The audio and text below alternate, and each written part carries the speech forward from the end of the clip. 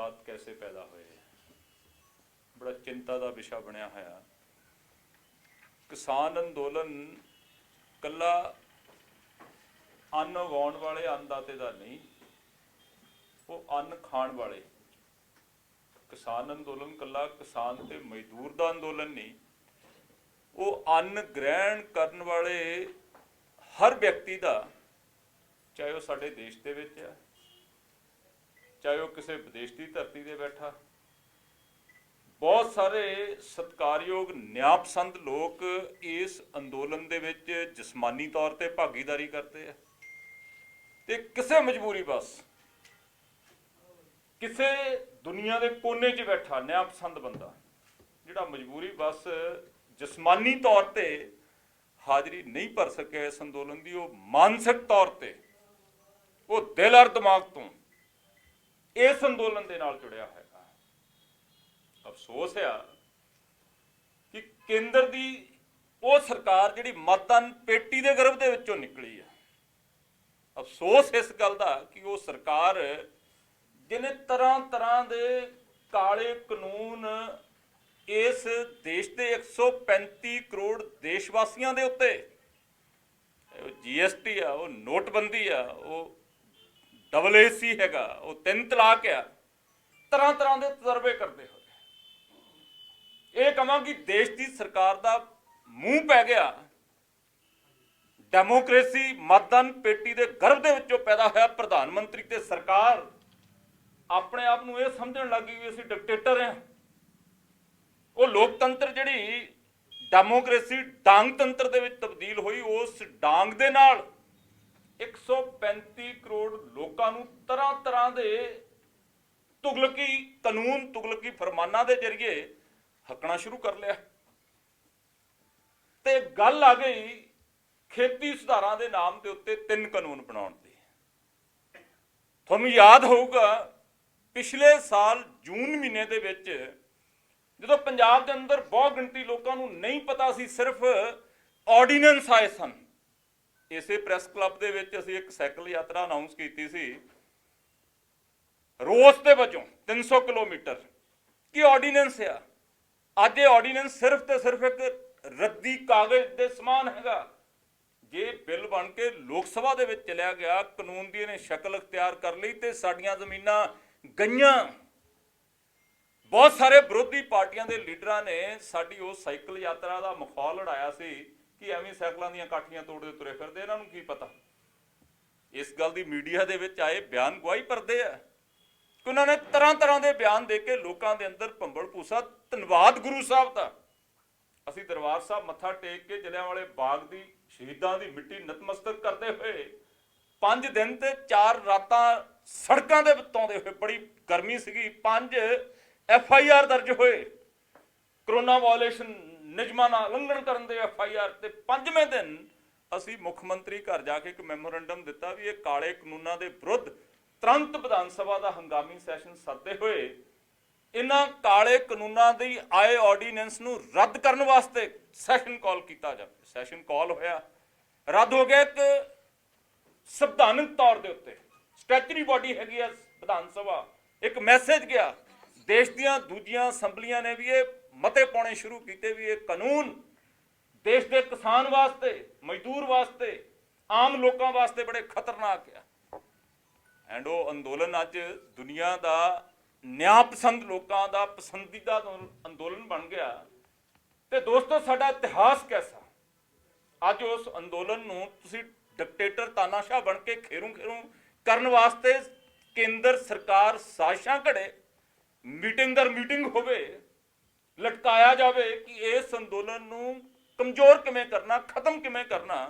पर यह साडा इतिहास है। जदों असीं गुलाम सीगे फरंगियां दे 1907 दे विच अंग्रेज हुकूमत किसानां दे विरुद्ध काला कानून लैके आई सी खेतीबाड़ी ते किसानां दे विरुद्ध खेतीबाड़ी नूं खत्म करने वास्ते। 1907 दे विच 9 महीने ते 17 दिन अंदोलन चलिया। अंग्रेजों के उस खेतीबाड़ी के विरुद्ध किसानां दे विरुद्ध बनाए हुए कानून नूं रद्द कराउण वास्ते 9 महीने 17 दिन चले। उस कानून के अंदर जिहड़ा पगड़ी संभाल जट्टा पगड़ी संभाल उस वेले एक पत्रकार दोस्त होया करते सी, उन्होंने ਉੱਥੇ ਗਾਣਾ ਗਾਇਆ ਸੀ ਜਿਨ੍ਹਾਂ ਦਾ ਨਾਮ ਸੀਗਾ ਲਾਲਾ, ਨਿਊਜ਼ਪੇਪਰ ਦੇ ਐਡੀਟਰ ਸੀਗੇ ਲਾਲਾ ਬਾਂਕੇ ਲਾਲ ਜੀ। ਬਾਂਕੇ ਲਾਲ ਸਾਹਿਬ ਨੇ ਇਹ ਗਾਣਾ ਗਾਇਆ ਸੀ ਉਸ ਅੰਦੋਲਨ ਦੇ ਵਿੱਚ। ਮੇਰੇ ਕਹਿਣ ਤੋਂ ਮਤਲਬ ਭਾਵ ਹੈਗਾ ਕਿ ਸਾਡੇ ਕੋਲੇ ਵਿਰਸੇ ਦੇ ਵਿੱਚ ਸ਼ਾਂਤਮਈ ਅੰਦੋਲਨ, ਐਂਡ ਤੁਸੀਂ ਉਸ ਅੰਦੋਲਨ ਦੀ ਹਿਸਟਰੀ ਪੜ੍ਹੋਗੇ, ਇੱਕ ਵਾਰ ਸਰਕਾਰੀ ਤੰਤਰ ਤੇ ਸਰਕਾਰੀ ਸਾਜ਼ਿਸ਼ ਦਾ ਸ਼ਿਕਾਰ ਉਹ ਅੰਦੋਲਨ ਵੀ ਹੋਇਆ ਸੀ। ਟੈਲੀਫੋਨ ਦੇ ਖੰਭੇ ਪੱਟੇ ਗਏ ਸਨ, ਟੀਵੀ ਦੀਆਂ ਲਾਈਆਂ ਹੋਈਆਂ ਸਕਰੀਨਾਂ ਤੋੜੀਆਂ ਗਈਆਂ ਸਨ। ਸਰਕਾਰ ਦੀ ਸਾਜ਼ਿਸ਼ ਸੀਗੀ, ਗੋਰਿਆਂ ਦਾ ਸੀਗਾ ਡਿਵਾਈਡ ਐਂਡ ਰੂਲ, ਸਾਜ਼ਿਸ਼ ਸੀਗੀ ਵੀ ਪਾੜ ਦਿਓ ਕਿਸਾਨਾਂ ਨੂੰ। ਤੇ ਅੱਜ ਦੁੱਖ ਤੇ ਅਫਸੋਸ ਹੈ ਕਿ ਲੋਕਤੰਤਰ ਪ੍ਰਕਿਰਿਆ ਦੇ ਵਿੱਚ ਅੱਜ ਇਸ ਅੰਨਦਾਤੇ ਦੇ ਅੰਦੋਲਨ ਨੂੰ ਤੋੜਨ ਵਾਸਤੇ, ਖਤਮ ਕਰਨ ਵਾਸਤੇ, ਕਮਜ਼ੋਰ ਕਰਨ ਵਾਸਤੇ ਸਰਕਾਰ ਨੇ ਇੱਕ ਘਟੀਆ ਹਥਕੰਡਾ ਅਪਣਾਇਆ। ਮੈਂ ਬੜਾ ਧੰਨਵਾਦ ਕਰਦਾ ਸੰਘਰਸ਼ ਕਮੇਟੀ ਦੇ ਸਤਿਕਾਰਯੋਗ ਕਿਸਾਨ ਲੀਡਰਾਂ ਦਾ। ਮੈਂ ਅਕਸਰ ਉਹਨਾਂ ਦੀ ਤਾਰੀਫ ਕੀਤੀ ਆ। ਜਿੱਦਣ ਅੰਦੋਲਨ 25 ਤਰੀਕ ਨੂੰ ਸਟਾਰਟ ਹੋਇਆ, ਅਸੀਂ ਸਾਰੇ ਉਸ ਦਿਨ ਵੀ ਨਾਲ ਸੀਗੇ, ਪਰ ਅਸੀਂ ਕਦੇ ਸਟੇਜ ਤੇ ਨਹੀਂ ਗਏ। ਅਸੀਂ ਸਤਿਕਾਰ ਕੀਤਾ ਕਿਸਾਨਾਂ ਦੇ ਉਸ ਫੈਸਲੇ ਦਾ ਜਿਹਦੇ ਵਿੱਚ ਉਹਨਾਂ ਨੇ ਕਿਹਾ ਕਿ ਅਸੀਂ ਕਿਸੇ ਰਾਜਨੀਤਿਕ ਨੂੰ ਸਟੇਜ ਤੇ ਨਹੀਂ ਚੜ੍ਹਨ ਦੇਣਾ। ਇਹ ਅੰਦੋਲਨ ਦੀ ਸਫਲਤਾ ਤੇ ਪ੍ਰਾਪਤੀ ਕੀ 60 ਦਿਨ ਉਸ ਫੈਸਲੇ ਕਾਰਨ ਅੰਦੋਲਨ ਚੱਲਿਆ। ਐਂਡ ਅਸੀਂ ਸਮੇਂ ਦੇ ਉੱਤੇ 2-4 ਦਿਨ ਬਾਅਦ ਉਸ ਅੰਦੋਲਨ ਦੇ ਵਿੱਚ ਆਪ ਵੀ ਜਾਂਦੇ ਆ ਐਂਡ ਸਾਰੇ ਲੋਕਾਂ ਨੂੰ ਪ੍ਰੇਰਿਤ ਕਰਕੇ ਉਸ ਅੰਦੋਲਨ ਦੀ ਤਾਕਤ ਵਧਾਉਣ ਵਾਸਤੇ। ਪਰ ਅਫਸੋਸ ਹੋਇਆ ਜਿਹੜਾ ਕਾਰਾ 26 ਜਨਵਰੀ ਨੂੰ ਹੋਇਆ। ਪਹਿਲਾਂ ਤਾਂ ਮੈਂ ਇਹ ਕਹਿ ਦਿਆਂ ਕਿ ਅਸੀਂ ਲਾਲ ਕਿਲੇ ਦੀ ਫਸੀਲ ਦੇ ਉੱਤੇ ਕੋਈ ਹੋਰ ਝੰਡਾ ਚੜੇ ਇਹਦੇ ਬਰਖਲਾਫ ਆ, ਪਰ ਉਹ ਭਟਕਾਇਆ ਗਿਆ। ਜਿਵੇਂ ਆਪਾਂ ਕਹਿੰਦੇ ਨੇ ਦਰਿਆ ਦਾ ਪਾਣੀ ਕਦੇ ਵੱਟ ਮਾਰਿਆ ਨਹੀਂ ਮੁੜਦਾ, ਬੰਨਾ ਮਾਰ ਲਓ ਦਰਿਆ ਦੇ ਪਾਣੀ ਨੂੰ, ਦਰਿਆਵਾਂ ਦੇ ਵੇਗ ਹੁੰਦੇ ਆ। ਅੰਦੋਲਨਕਾਰੀ ਲੋਕਾਂ ਦਾ ਇੱਕ ਵੇਗ ਸੀਗਾ, ਉਸ ਵੇਗ ਨੂੰ ਕੇਂਦਰ ਸਰਕਾਰ ਦੀ ਹੱਥ ਠੋਕਾ ਬਣੀ ਦਿੱਲੀ ਦੀ ਪੁਲਿਸ ਨੇ ਖੁਦ ਇੱਕ ਸੇਫ ਰੂਟ ਦਿੰਦੇ ਹੋਏ, ਇੱਕ ਸੇਫ ਰਸਤਾ ਦਿੰਦੇ ਹੋਏ ਲਾਲ ਕਿਲੇ ਤੱਕ ਜਾਣ ਦੀ ਆਗਿਆ ਦਿੱਤੀ। ਹੁਣ ਉੱਥੇ ਰੌਲਾ ਪਾਇਆ ਜਾ ਰਿਹਾ ਵੀ ਜਿਹੜਾ ਨਿਸ਼ਾਨ ਸਾਹਿਬ ਲਾਇਆ ਗਿਆ, ਨਿਸ਼ਾਨ ਸਾਹਿਬ ਲਾਉਣ ਵਾਲੇ ਲੋਕਾਂ ਨੇ ਸਾਡੇ ਰਾਸ਼ਟਰੀ ਫਲੈਗ ਦਾ ਅਪਮਾਨ ਕੀਤਾ। ਗਲਤ ਹੈਗੀ ਹੈ ਗੱਲ। ਰਾਸ਼ਟਰੀ ਝੰਡੇ ਦਾ ਅਪਮਾਨ ਨਹੀਂ ਹੋਇਆ, ਪਰ ਮੈਂ ਇਹ ਕਹੂੰਗਾ ਕਿ ਨਹੀਂ ਲੱਗਣਾ ਚਾਹੀਦਾ ਸੀਗਾ ਉੱਥੇ ਕੋਈ ਹੋਰ ਝੰਡਾ। ਉਹ ਫਸੀਲ ਸਾਡੇ ਦੇਸ਼ ਦਾ ਰਾਸ਼ਟਰੀ ਫਲੈਗ ਲਾਉਣ ਵਾਸਤੇ ਬਰਗਲਾਇਆ ਗਿਆ। ਸਾਜ਼ਿਸ਼ ਸੀਗੀ ਕੇਂਦਰ ਸਰਕਾਰ ਦੀ ਕਿ ਇਸ ਅੰਦੋਲਨ ਨੂੰ ਕਮਜ਼ੋਰ ਕਿੱਦਾਂ ਕਰਨਾ, ਪਾੜਨਾ ਕਿੱਦਾਂ, ਖਤਮ ਕਿੱਦਾਂ ਕਰਨਾ। ਤੇ ਉਸ ਅੰਦੋਲਨ ਦੇ ਅੰਦਰ ਜਿਹੜਾ ਨੌਜਵਾਨ ਯੂਥ ਸੀਗਾ, ਜਿਹੜਾ ਅੰਦੋਲਨਕਾਰੀ ਭਾਵਨਾਵਾਂ ਦਾ ਬਹਿਣ ਸੀਗਾ, ਉਸ ਬਹਿਣ ਦਾ ਨਜਾਇਜ਼ ਫਾਇਦਾ ਚੱਕਦੇ ਹੋਏ ਕੇਂਦਰ ਸਰਕਾਰ ਦੀ ਕੋਝੀ ਹਰਕਤ ਅੱਜ ਮੈਂ ਪੁੱਛਣਾ ਚਾਹੁੰਦਾ ਕੇਂਦਰ ਸਰਕਾਰ ਨੂੰ ਕਿ ਜਦੋਂ ਨਿਰਭਇਆ ਕਾਂਡ 2012 ਦੇ ਵਿੱਚ ਹੋਇਆ, ਦੇਸ਼ ਦੇ ਅੰਦਰ ਪਹਿਲੀ ਵਾਰ ਲੋਕਾਂ ਦਾ ਬਹਿਣ ਰਾਸ਼ਟਰਪਤੀ ਭਵਨ ਦੇ ਬਾਹਰ ਅੰਦੋਲਨ ਕਰਨ ਵਾਸਤੇ ਗਿਆ। ਕਿ ਉਹ ਵੱਖਵਾਦੀ ਲੋਕ ਸਨ? ਉਦੋਂ ਕਿਸੇ ਮੀਡੀਆ ਨੇ ਉਹਨਾਂ ਨੂੰ ਵੱਖਵਾਦੀ ਨਹੀਂ ਕਿਹਾ, ਕਿਸੇ ਨੇ ਉਹਨਾਂ ਨੂੰ ਅੱਤਵਾਦੀ ਨਹੀਂ ਕਿਹਾ, ਕਿਸੇ ਨੇ ਖਾਲਿਸਤਾਨੀ ਨਹੀਂ ਕਿਹਾ। ਅਫਸੋਸ ਹੈ ਕਿ ਅਸੀਂ ਦੇਸ਼ ਭਗਤ ਹਾਂ। ਅਸੀਂ ਦੇਸ਼ ਦੀਆਂ ਸਰਹੱਦਾਂ ਦੀ ਰਾਖੀ ਕਰਨ ਵਾਲੇ ਪੰਜਾਬੀ ਲੋਕ, ਚਾਹੇ ਉਹ ਸਿੱਖ ਆ, ਉਹ ਮੁਸਲਮਾਨ ਆ, ਹਿੰਦੂ ਆ ਜਾਂ ਈਸਾਈ ਆ। ਇਹ ਸਾਡਾ ਗੌਰਵਮਈ ਇਤਿਹਾਸ ਆ ਪੰਜਾਬ ਦੇ ਲੋਕਾਂ ਦਾ ਕਿ ਅਸੀਂ ਦੇਸ਼ ਨੂੰ ਆਜ਼ਾਦ ਕਰਾਉਣ ਦੇ ਵਿੱਚ ਸ਼ਾਨਾ ਮਤਾ ਇਤਿਹਾਸ, ਦੇਸ਼ ਨੂੰ ਆਜ਼ਾਦ ਕਰਾਉਣ ਦੇ ਵਿੱਚ ਫਾਂਸੀਆਂ ਦੇ ਫੰਦੇ, ਕਾਲੇ ਪਾਣੀ ਦੀਆਂ ਸਜ਼ਾਵਾਂ, ਉਮਰ ਕੈਦ ਦੀਆਂ ਸਜ਼ਾਵਾਂ ਭੋਗਣ ਵਾਲੇ ਅਸੀਂ ਪੰਜਾਬੀ ਲੋਕ ਆ। ਤੁਸੀਂ ਸਾਨੂੰ ਤਰ੍ਹਾਂ ਦੇ ਸਲੋਗਨਾਂ ਦੇ ਨਾਲ, ਤੁਸੀਂ ਸਾਨੂੰ ਕਦੇ ਖਾਲਿਸਤਾਨੀ, ਕਦੇ ਵੱਖਵਾਦੀ, ਕਦੇ AK-47 ਰਾਈਫਲਾਂ ਫੜ ਕੇ ਬੈਠੇ ਹੋਏ ਅੰਦੋਲਨਕਾਰੀ ਦੱਸੋ। ਇਹ ਦੇਸ਼ ਦੀ ਡੈਮੋਕ੍ਰੇਸੀ ਵਾਸਤੇ ਇੱਕ ਬਹੁਤ ਵੱਡਾ ਖਤਰਾ। ਅੱਜ ਮੈਂ ਇਹ ਵੀ ਪੁੱਛਣਾ ਚਾਹੁੰਦਾ ਮੋਦੀ ਸਰਕਾਰ ਨੂੰ ਕਿ BJP ਤੇ RSS ਦੇ ਲੋਕ ਹਾਈ ਕੋਰਟ ਦੀ ਬਿਲਡਿੰਗ ਦੇ ਉੱਤੇ ਭਗਵਾਂ ਝੰਡਾ ਚੜਾ ਦੇਣ ਤੇ ਉਹ ਦੇਸ਼ ਨੂੰ ਤੋੜਨ ਵਾਲੇ ਨਹੀਂ, ਉਹ ਉਗਰਵਾਦੀ ਤੇ ਅੱਤਵਾਦੀ ਨਹੀਂ। ਜੇ ਅੱਜ ਅੰਨਦਾਤਾ ਬਾਰਡਰਾਂ ਦੇ ਉੱਤੇ ਬੈਠਾ ਤੇ ਤੁਸੀਂ ਉਹਨੂੰ ਅੱਤਵਾਦੀ, ਉਹਨੂੰ ਵੱਖਵਾਦੀ ਤੇ ਉਹਨੂੰ ਖਾਲਿਸਤਾਨੀ ਕਹਿਣਾ ਸ਼ੁਰੂ ਕਰ ਦਿਓ। ਅੱਜ ਦੋਸਤੋ ਦੁੱਖ ਤੇ ਅਫਸੋਸ ਇਸ ਗੱਲ ਦਾ ਕਿ ਉਹ ਲੋਕ ਜਿਹੜੇ ਅੰਦੋਲਨ ਦੇ ਵਿੱਚ ਅੰਦੋਲਨਕਾਰੀ ਬਹਿਣ ਤੇ ਵਗਦੇ ਹੋਏ ਲਾਲ ਕਿਲਾ ਜਾ ਕੇ ਉਹਨਾਂ ਨੇ ਝੰਡਾ ਨਿਸ਼ਾਨ ਸਾਹਿਬ ਤੇ ਕਿਸਾਨੀ ਦਾ ਲਾ ਦਿੱਤਾ, ਜਿਹਦੀ ਆੜ ਦੇ ਵਿੱਚ ਅੱਜ ਕੇਂਦਰ ਸਰਕਾਰ ਇਸ ਅੰਦੋਲਨ ਨੂੰ ਖੇਰੂ ਕਰਨ ਤੇ ਤੁਲੀ ਹੋਈ ਹੈ। ਮੇਰੀ ਅਪੀਲ ਹੈਗੀ ਆ ਕਿਸਾਨ ਲੀਡਰਸ ਨੂੰ, ਜਿਹੜੇ ਸੰਘਰਸ਼ ਕਮੇਟੀ ਦੇ ਸਤਿਕਾਰਯੋਗ ਸਾਡੇ ਕਿਸਾਨ ਆਗੂ ਹੈਗੇ ਉਹਨਾਂ ਨੂੰ, ਤੇ ਮੇਰੀ ਬੇਨਤੀ ਹੈਗੀ ਆ ਜਿਹੜੇ ਸਤਿਕਾਰਯੋਗ ਦੋਸਤ ਗਏ ਸੀ ਲਾਲ ਕਿਲਾ ਵਿਖੇ, ਉਹ ਕਿਰਪਾ ਕਰਕੇ ਸੀਜ਼ਫਾਇਰ ਕਰ ਦਿਓ। ਇੱਕ ਦੂਸਰੇ ਦੇ ਬਰਖਲਾਫ ਕੋਈ ਬਿਆਨਬਾਜ਼ੀ ਨਾ ਕਰੋ। ਬਿਆਨਬਾਜ਼ੀ ਕਰੋ ਇਸ ਕਾਲੇ ਕਾਨੂੰਨ ਨੂੰ ਖਤਮ ਕਰਾਉਣ ਵਾਸਤੇ, ਬਿਉਂਤਬੰਦੀ ਕਰੋ ਇਸ ਕਾਲੇ ਕਾਨੂੰਨ ਦਾ ਅੰਤ ਕਰਾਉਣ ਵਾਸਤੇ। ਸਰਕਾਰ ਨੂੰ ਝੁਕਾਉਣਾ ਕਿਵੇਂ ਆ ਤੁਸੀਂ? ਤਾਂ ਸਰਕਾਰ ਦੀ ਆਪਾਂ ਪਾਲਿਸੀ ਦਾ ਫਿਰ ਉਹਨਾਂ ਦੀ ਘੜੀ ਹੋਈ ਪ੍ਰੀ ਪਲਾਨਡ ਸਾਜ਼ਿਸ਼ ਦਾ ਹਿੱਸਾ ਬਣ ਗਏ। ਜੇ ਅਸੀਂ ਇੱਕ ਦੂਸਰੇ ਦੇ ਬਰਖਲਾਫ ਬੋਲ ਕੇ ਆਪਣੀ એનર્ਜੀ ਵੇਸਟ ਕਰਨ ਲੱਗੇ, ਗਵਰਨਮੈਂਟ ਤਾਂ ਚਾਹੁੰਦੀ ਇਹ ਸੀ, ਸਰਕਾਰ ਤਾਂ ਚਾਹੁੰਦੀ ਸੀ ਕਿ ਇਹ ਇਸੇ ਤਰੀਕੇ ਆਪਸ ਦੇ ਵਿੱਚ ਲੜ ਕੇ ਅੰਦੋਲਨ ਖਤਮ ਕਰਕੇ ਆਪੋ ਆਪਣੇ ਘਰਾਂ ਨੂੰ ਚਲੇ ਜਾਣ। ਸੋ ਮੇਰੀ ਬੇਨਤੀ ਸਤਿਕਾਰਯੋਗ ਦੋਨੋਂ ਪਾਸੇ ਦੀਆਂ ਧਿਰਾਂ ਨੂੰ ਹੈਗੀ ਆ ਵੀ ਕਿਰਪਾ ਕਰਕੇ ਆਪਸ ਦੇ ਵਿੱਚ ਤਕਰਾਰ ਛੱਡ ਕੇ ਇਕਜੁੱਟਤਾ ਦਾ ਪ੍ਰਗਟਾਵਾ ਕਰੋ। ਅੱਜ ਦੇਸ਼ ਦੀ ਰਾਜਧਾਨੀ ਦੀਆਂ ਸਰਹੱਦਾਂ ਦੇ ਉੱਤੇ ਜਮਾਵੜਾ ਵਧਾਉਣ ਦੀ ਜ਼ਰੂਰਤ ਹੈ। ਲੱਖਾਂ ਦੀ ਗਿਣਤੀ ਦੇ ਵਿੱਚ ਗਏ ਹੋਏ ਨਿਆਂ ਪਸੰਦ ਲੋਕਾਂ ਕਰਕੇ ਮੋਦੀ ਦੀ ਸਰਕਾਰ ਕੁਰਸੀ ਹਿੱਲੀ ਹੈ, ਤੇ ਜੇ ਤੁਹਾਡਾ ਜਮਾਵੜਾ ਉੱਥੋਂ ਘਟ ਗਿਆ, ਤੁਸੀਂ ਆਪਸ ਦੇ ਵਿੱਚ ਲੜ ਪਏ, ਤੇ ਫਿਰ ਇਹ ਅੰਦੋਲਨ ਬਿਨਾਂ ਕਿਸੇ ਟੀਚੇ ਦੀ ਪ੍ਰਾਪਤੀ ਕੀਤੇ ਸਰਕਾਰ ਦੀ ਘੜੀ ਹੋਈ ਸਾਜ਼ਿਸ਼ ਦਾ ਸ਼ਿਕਾਰ ਹੋਏਗਾ। ਸੋ ਅੱਜ ਅੰਦੋਲਨ ਦੇ ਅੰਦਰ ਲੋਕਾਂ ਦੇ ਪਹੁੰਚਣ ਦੀ ਗੱਲ ਹੈ ਕਿ ਉੱਥੇ ਦੁਬਾਰਾ ਤੋਂ ਲੋਕਾਂ ਦਾ ਵੱਧ ਤੋਂ ਵੱਧ ਇਕੱਠ ਕਿਵੇਂ ਕਰਨਾ। ਸੋ ਦੋਸਤੋ, ਅਸੀਂ ਕੱਲ ਤੋਂ, ਕਿਉਂਕਿ ਜਿਹੜੀਆਂ ਸਾਜ਼ਿਸ਼ ਦੀਆਂ ਅਫਵਾਹਾਂ ਦਾ ਬਾਜ਼ਾਰ ਗਰਮ ਹੋਇਆ ਹੋਇਆ, ਤਰ੍ਹਾਂ ਤਰ੍ਹਾਂ ਦੀਆਂ ਅਫਵਾਹਾਂ ਫੈਲਾਈਆਂ ਜਾ ਰਹੀਆਂ ਵੀ ਅੰਦੋਲਨ ਦੇ ਵਿੱਚ ਫੌਜ ਆ ਗਈ ਜੀ, ਅੰਦੋਲਨ ਦੇ ਵਿੱਚ ਪੁਲਿਸ ਆ ਗਈ ਜੀ, ਕਦੇ NIA ਦੇ ਨੋਟਿਸ ਆ ਗਏ ਜੀ, ਕਦੇ ਕੁਛ ਹੋ ਗਿਆ, ਕਦੇ ਕੁਛ ਹੋ ਗਿਆ, ਕਦੇ ਪੁਲਿਸ ਅਰੈਸਟ ਕਰਨ ਲੱਗੀ ਆ।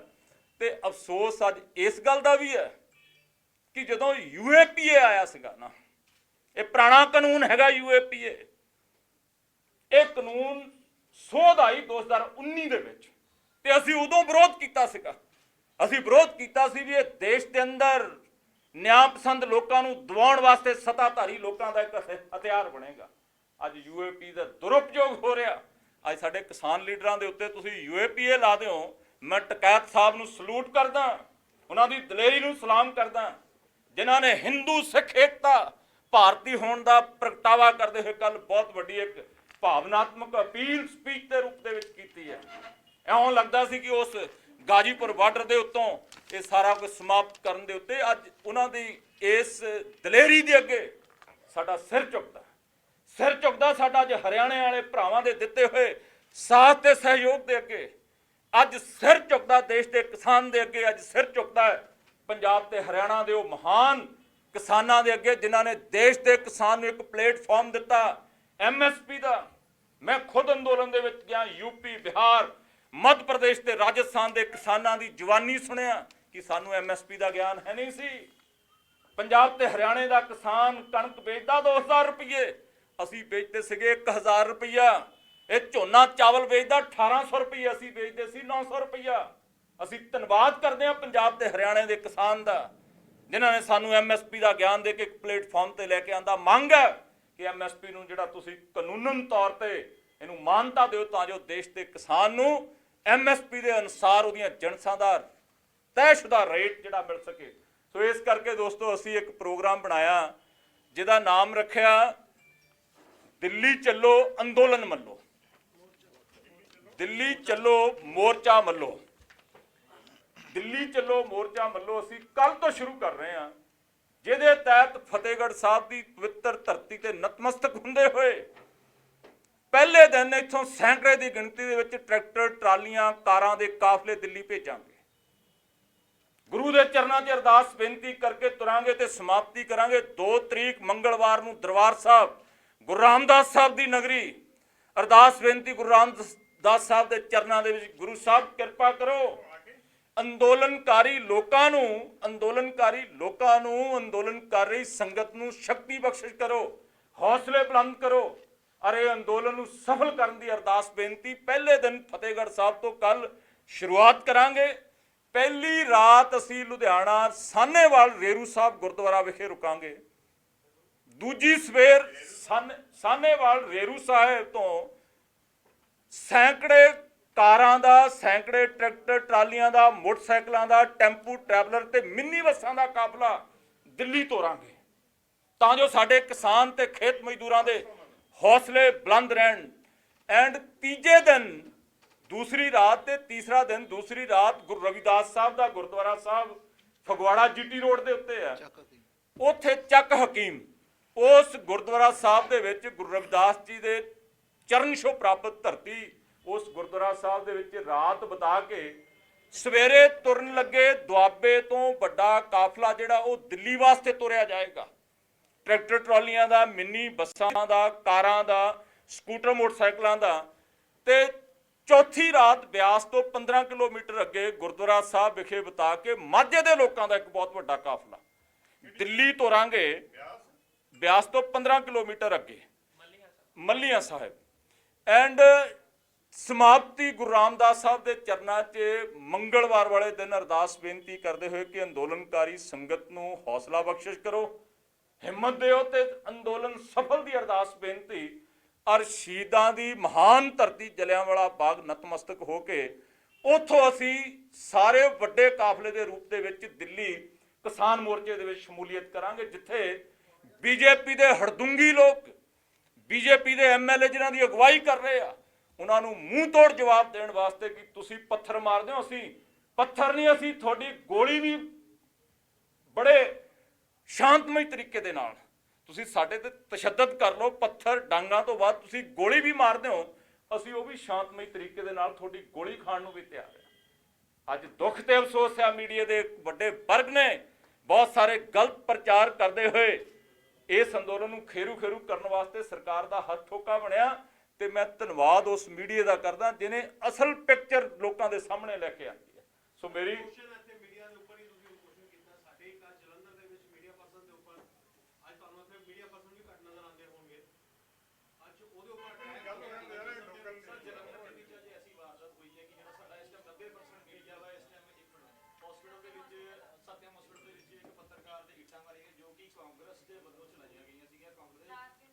ਵਜ੍ਹਾ ਕੀ ਹੋਈ? ਵਜ੍ਹਾ ਸਰ ਇਹ ਹੋਈ ਹੈ ਕਿ ਇੱਕ ਜਿਹੜਾ ਕਾਉਂਸਲਰ ਹੈ ਉਹ ਜਾ ਕੇ ਡੀਸੀ ਦਫ਼ਤਰ ਪਹਿਲਾਂ ਇਹ ਗੱਲ ਹੋ ਜਾਂਦੀ ਅੱਛਾ ਕਾਈਂਡਲੀ ਮੈਂ ਦੱਸ ਦਿੰਦਾ, ਕਾਈਂਡਲੀ ਅਸੀਂ ਉਹ ਲੋਕ ਆ ਜਿਹੜੇ ਤੁਹਾਡੀ ਬਦੌਲਤ ਬਚਦੇ ਆ। ਅਸੀਂ ਅੰਦੋਲਨਕਾਰੀ ਸੱਚ ਦੇ ਰਸਤੇ ਤੇ ਚੱਲ ਕੇ ਇਮਾਨਦਾਰੀ ਨਾਲ ਪੋਲਿਟਿਕਸ ਦੇ ਵਿੱਚ ਸੇਵਾ ਕਰਨ ਵਾਲੇ ਜੇ ਬਚਦੇ ਆ ਤੇ ਉਹ ਮਾਨਯੋਗ ਅਦਾਲਤ ਤੇ ਲੋਕਤੰਤਰ ਦਾ ਮਜ਼ਬੂਤ ਥੰਮ ਮੀਡੀਆ, ਜੇ ਮੀਡੀਆ ਦੇ ਉੱਤੇ ਕਿਸੇ ਨੇ ਅਟੈਕ ਕੀਤਾ, ਮੈਂ ਇਹ ਕਿਹਾ ਕਿ ਜਿਹੜਾ ਬਕਾਊ ਵੱਡੀ ਪੱਧਰ ਤੇ ਸਰਕਾਰ ਦੇ ਦਬਾਅ ਹੇਠ ਆ ਕੇ ਗਲਤ ਨੂੰ ਠੀਕ ਤੇ ਠੀਕ ਨੂੰ ਗਲਤ ਲੋਕਾਂ ਨੂੰ ਪਰੋਸ ਰਿਹਾ, ਮੈਂ ਉਹਦੀ ਨਿੰਦਾ ਕੀਤੀ ਹੈ।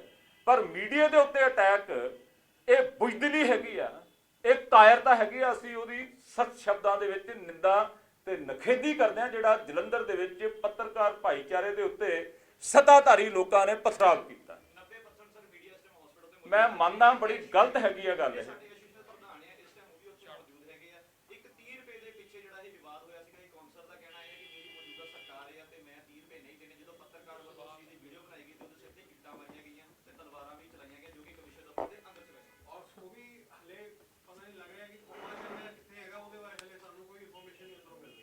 ਸੋ ਇਸ ਕਾਰੇ ਦੀ ਸਖਤ ਸ਼ਬਦਾਂ ਦੇ ਵਿੱਚ ਨਿਖੇਧੀ ਹੈ। ਸੱਤਾਧਾਰੀ ਲੋਕ ਮੀਡੀਆ ਦਾ ਦੁਰਉਪਯੋਗ ਤੇ ਮੀਡੀਆ ਦੀ ਸੱਚਾਈ ਦੀ ਆਵਾਜ਼ ਨੂੰ ਦਬਾਉਣ ਵਾਸਤੇ ਹੱਥਕੰਡੇ ਵਰਤ ਰਹੇ ਆ, ਜਿਹੜੀ ਕਿ ਸਾਡੀ ਡੈਮੋਕ੍ਰੇਸੀ ਵਾਸਤੇ ਬੜੀ ਖਤਰਨਾਕ ਤੇ ਸ਼ਰਮਨਾਕ ਸਥਿਤੀ ਹੈ। ਸਾਹਿਬ ਤੁਸੀਂ ਜਦੋਂ ਪ੍ਰੈਸ ਕਾਨਫਰੰਸ ਸਟਾਰਟ ਕੀਤੀ ਤੁਸੀਂ ਦਰਬਾਰ ਸਾਹਿਬ ਤੋਂ 3 ਫਰਵਰੀ ਨੂੰ ਚੱਲਣਾ ਹੈ?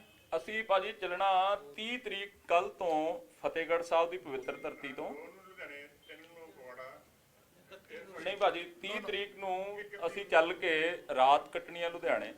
ਪਹਿਲੀ ਤਰੀਕ ਦੀ ਰਾਤ ਸਵੇਰੇ ਤੁਰ ਕੇ ਫਿਰ ਅਸੀਂ ਫਗਵਾੜਾ ਆ ਜਾਣਾ।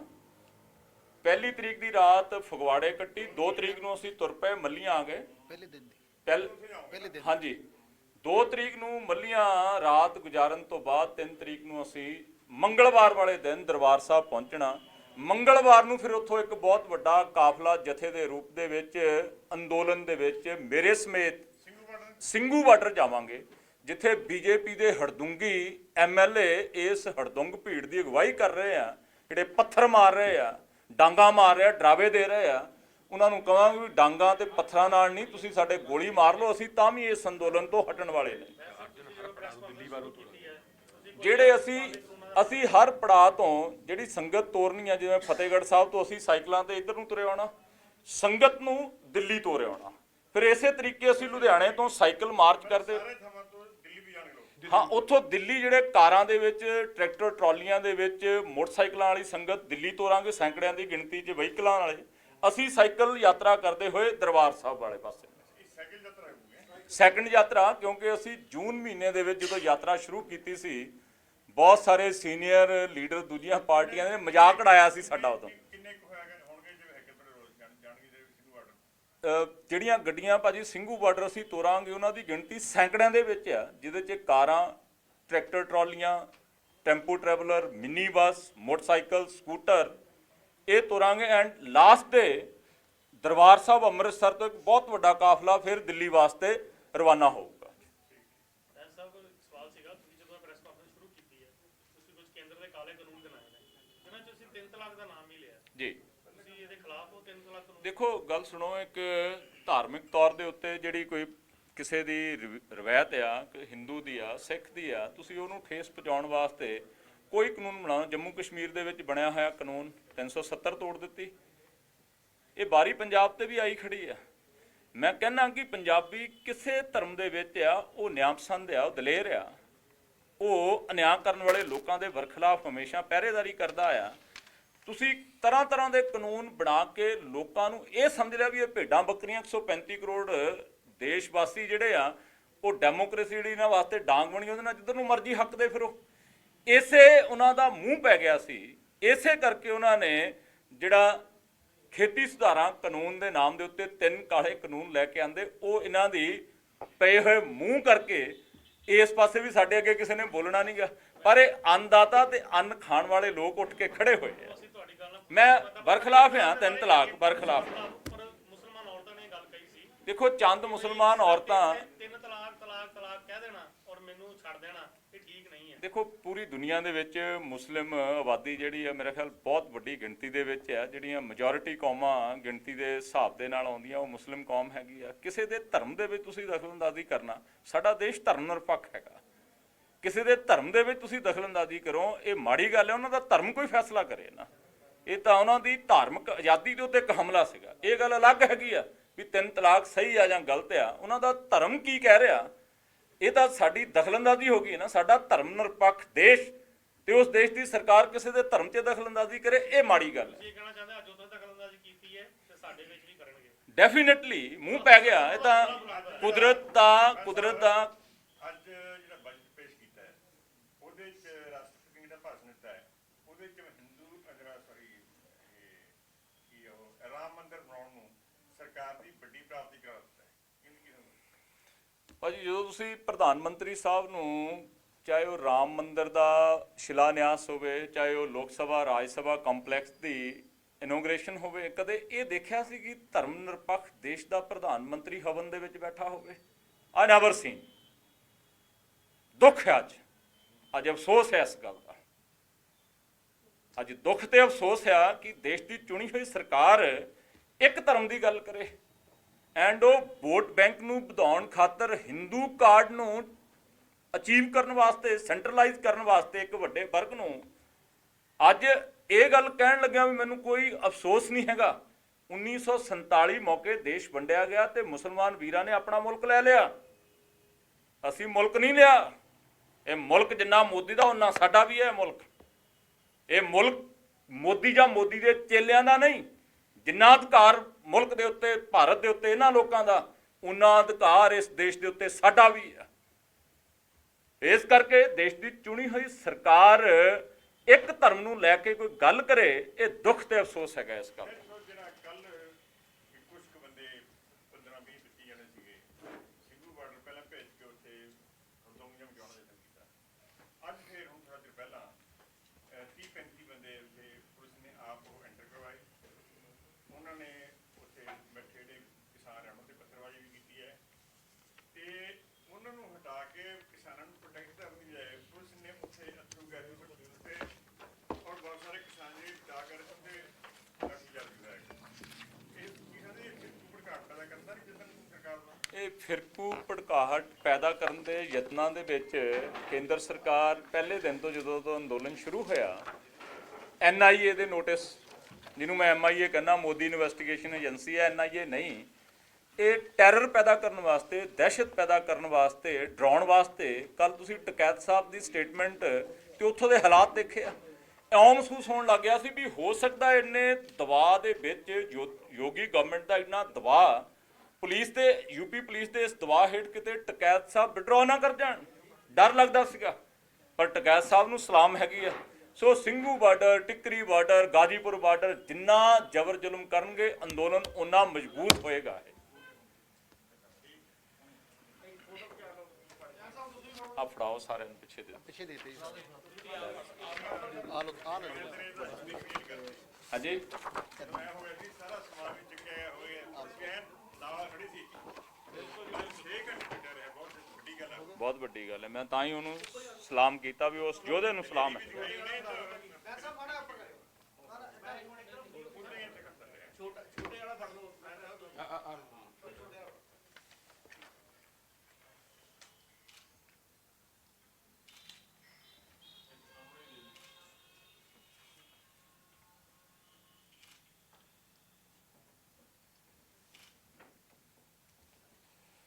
ਬਹੁਤ ਸ਼ੁਕਰੀਆ, ਬਹੁਤ ਮਿਹਰਬਾਨੀ।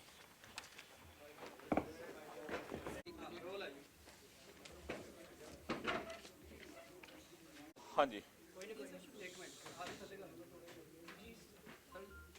ਦਿੱਲੀ ਦੇ ਕਿਸਾਨ ਅੰਦੋਲਨ ਨੂੰ ਖੇਰੂ ਕਰਨ ਵਾਸਤੇ, ਸਰਕਾਰ ਦੀਆਂ ਸਾਜ਼ਿਸ਼ਾਂ ਨੂੰ ਖਤਮ ਕਰਨ ਵਾਸਤੇ ਤੇ ਲੋਕਾਂ ਦੇ ਮਨ ਅੰਦਰ ਜਿਹੜੇ ਤਰ੍ਹਾਂ ਦੇ ਇਸ ਅੰਦੋਲਨ ਨੂੰ ਲੈ ਕੇ ਵਹਿਮ ਉਹ ਦੂਰ ਕਰਨ ਵਾਸਤੇ ਕੁਛ ਨਹੀਂ ਹੋਣ ਲੱਗਿਆ। ਅਸੀਂ ਫਤਿਹਗੜ੍ਹ ਸਾਹਿਬ ਕੱਲ ਤੋਂ ਜਥੇ ਦਿੱਲੀ ਭੇਜਣੇ ਸ਼ੁਰੂ ਕਰਨੇ ਆ। ਉੱਥੋਂ ਅਸੀਂ ਆਪ ਸਾਈਕਲ ਤੇ ਲੁਧਿਆਣਾ, ਫਗਵਾੜਾ, ਜਲੰਧਰ, ਮਾਝਾ, ਦਰਬਾਰ ਸਾਹਿਬ ਮੰਗਲਵਾਰ ਜਾ ਕੇ ਗੁਰੂ ਦੇ ਚਰਨਾਂ 'ਚ ਨਤਮਸਤਕ ਹੋ ਕੇ ਅਰਦਾਸ ਬੇਨਤੀ, ਅੰਦੋਲਨਕਾਰੀ ਲੋਕਾਂ ਦੇ ਹੌਸਲੇ ਬੁਲੰਦ ਰਹਿਣ ਤੇ ਗੁਰੂ ਸਾਹਿਬ ਕਿਰਪਾ ਕਰੋ, ਗੁਰੂ ਰਾਮਦਾਸ ਸਾਹਿਬ ਸੱਚੇ ਪਾਤਸ਼ਾਹ ਅੰਦੋਲਨ ਸਫਲ ਕਰ ਦਿਓ।